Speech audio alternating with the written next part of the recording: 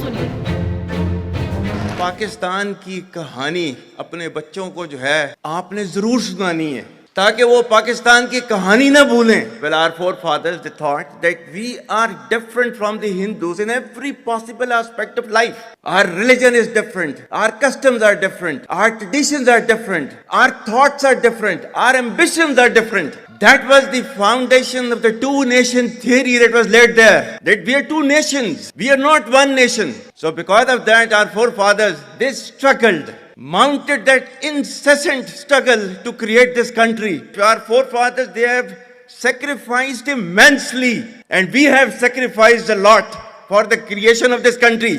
And we know how to defend it. My dear brothers and sisters and sons and daughters, please don't forget the story of Pakistan. And don't forget to narrate the story of Pakistan to your next generation so that their bond with Pakistan, it never weakens. Whether it is the third generation or the fourth generation or the fifth generation, they know that what Pakistan is for them. आज तक इंसानियत की तारीख में सिर्फ दो रियासतें हैं जो कलमे की बुनियाद पर बनी हैं। पहली जो थी उसका नाम है रियासत तैयबा, क्योंकि तैयबा जो है वो नबी करीम सल्लल्लाहु अलैहि वसल्लम ने उसको नाम दिया था। और जबकि कुरान में उसका नाम है यसरब, या अहले यसरबा ला मुकाम लकुम फरजिउ, ये कुरान में नाम है उसका, जो आज जिसको मदीना अल मुनव्वरा कहा जाता है। और दूसरी रियासत जो है वो उसके 1300 साल के बाद अल्लाह ताला ने ये आपकी बनाई है कलमे की बुनियाद के ऊपर। पाकिस्तान के आर्मी चीफ आसिम मुनीर, जो खुले मन से अपील करते हुए कह रहा है आपको अपने बच्चों को पाकिस्तान की कहानी सुनानी होगी ताकि वो ना भूले कि हमारे बुजुर्गों ने क्यों माना कि हम हिंदुओं से हर पहलू में अलग हैं। इसी से टू नेशन थ्योरी की नींव पड़ी।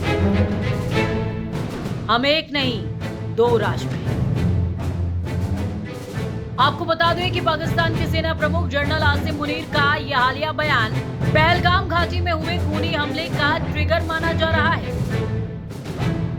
17 अप्रैल को इस्लामाबाद में ओवरसीज पाकिस्तान कन्वेंशन में दिए गए एक भड़काऊ भाषण के महज 5 दिन बाद ही पहलगाम के बैसारन में आतंकियों ने पर्यटकों पर अंधाधुंध फायरिंग कर दी, जिसमें 26 निर्दोष लोगों की मौत हो गई।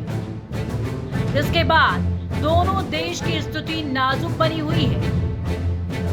इस घटना के बाद आसिम मुनीर पाकिस्तान और भारत दोनों ही मुल्कों के लिए वांटेड बने हुए हैं। मीडिया रिपोर्ट्स की माने तो पहलगाम हमले के बाद रातों रात जनरल मुनीर ने अपने परिवार के सभी सदस्यों को ब्रिटेन और अमेरिका के शहरों में भेज दिया ताकि वो सुरक्षित हो सके।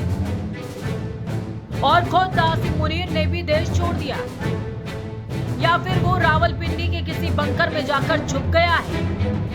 हालांकि जैसे ही जनरल आसिम मुनीर के देश छोड़ने या अंडरग्राउंड होने की खबर आई तो पाकिस्तान सरकार को एक फोटो शेयर करके सफाई देनी पड़ गई। लेकिन पाकिस्तानी फौज के प्रमुख आसिम मुनीर से इस्तीफा मांगा जा रहा है।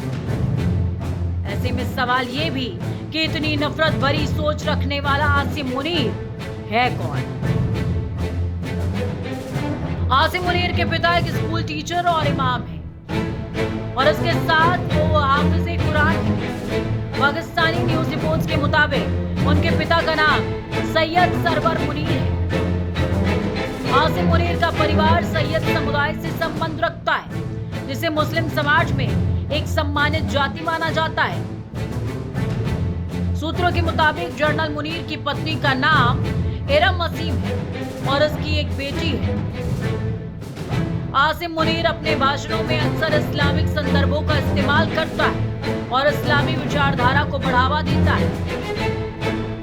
सैयद सरवर का परिवार 1947 की भारत पाकिस्तान विभाजन के दौरान भारत के पंजाब स्थित जालंधर से पाकिस्तान आया था। शुरुआत में उन्होंने तोबा टेक सिंह में शरण ली और बाद में स्थायी रूप से रावलपिंडी में बस गए। इसी तरह जनरल आसिम मुनीर का परिवार एक मुहाजिर परिवार माना जाता है। 2018 में मुनीर को ISI प्रमुख बनाया गया था, लेकिन 8 महीने के भीतर ही तत्कालीन प्रधानमंत्री इमरान खान ने उसे हटा दिया और उसकी जगह लेफ्टिनेंट जनरल फैज हमीद को नियुक्त कर दिया गया। इमरान खान के सत्ता से बाहर होने के बाद आसिम मुनीर की वापसी हुई और वो पाकिस्तान के आर्मी चीफ बना दिया गया। मुनीर का करियर 1986 में जनरल जियाउल हक के कार्यकाल में शुरू हुआ।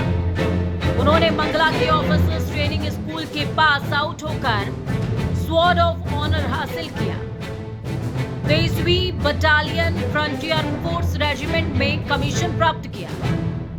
मुनीर इससे पहले भी कश्मीर पर कई भड़काऊ बयान दे चुका है। उसके बयानों में अक्सर भारत के खिलाफ उकसाने वाली भाषा और जिहाद जैसे शब्दों का इस्तेमाल देखा गया है।